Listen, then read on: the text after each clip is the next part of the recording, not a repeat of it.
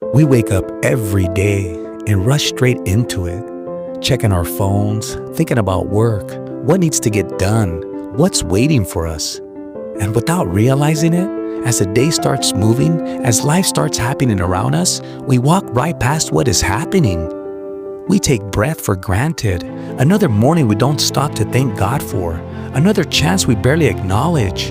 The fact that you woke up today with air in your lungs and still time in front of you is already a miracle. But we miss it because we're caught up in noise, stress, comparison, nonsense that doesn't matter in the long run. Meanwhile, God is surrounding us with beauty every single day. Quiet beauty, simple beauty, the kind you only notice when you slow down. But somewhere along the way, we forgot how to look. Not with our phones, not with distraction, but with our own eyes.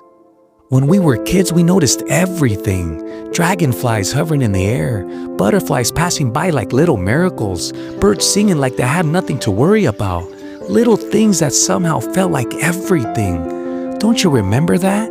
Clouds forming shapes that made us stop and stare. We didn't need much back then. We just looked and we found wonder. And that wonder, it never left. We did. You see it the moment you step outside. People walking with their heads down, eyes glued to a screen, missing the world happening right in front of them. We scroll while we walk. We watch life pass by. We consume instead of experiencing. Nowadays, you walk into a restaurant and honestly, it's kind of sad. Families sitting together, but completely somewhere else. Mom scrolling, dad checking notifications, kids locked into videos. Everyone present, but no one together. No stories being told, no laughter echoing, no remember when moments being created. And nobody questions it anymore. Somewhere in all that noise, the small things get lost. The gentle smile from a stranger passing by, the nod from someone who sees you, even for a second. We miss the older couple sitting quietly, not saying much, but saying everything with just a look and a smile. We miss how life speaks softly because we've turned the volume down on everything that matters. Some people don't even watch where they're walking anymore, crossing streets without looking, bumping into others, so distracted they forget they're standing in the middle of a miracle called now. And that's the irony. We're searching for signs, for confirmation, for proof that God is near, while ignoring the evidence right in front of us. Creation is still preaching, beauty is still present, God is still revealing Himself, not in noise, but in moments. You don't have to chase wonder. You just have to stop long enough to notice it. Because the same God who painted the sky when you were a child is still painting it today. The same God who filled your heart with amazement back then never took it away. We just replaced it with urgency, with distraction, with things that don't feed the soul. And maybe that's the wake-up call.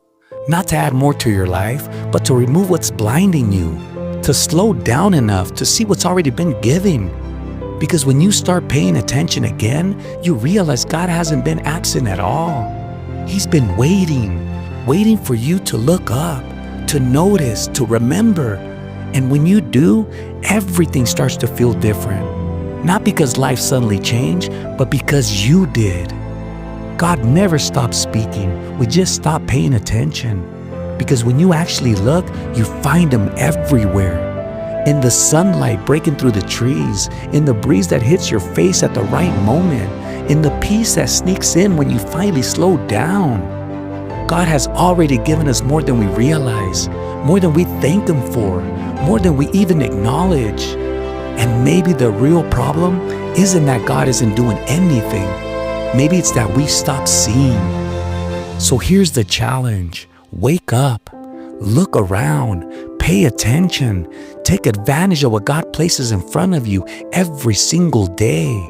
Not tomorrow, not someday, today. Look up, because when you get real, God gets real.